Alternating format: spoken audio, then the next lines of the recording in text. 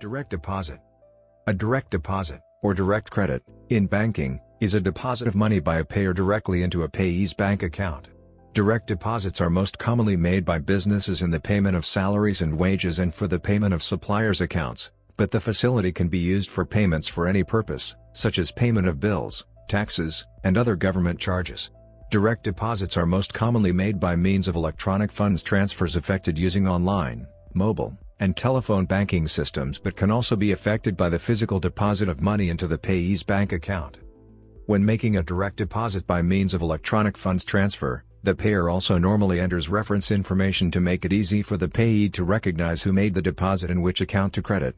The reference may be an account number, an invoice number, the payer's name, or some other meaningful identification.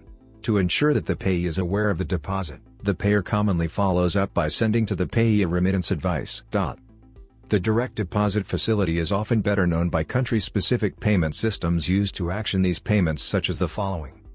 Alternatives.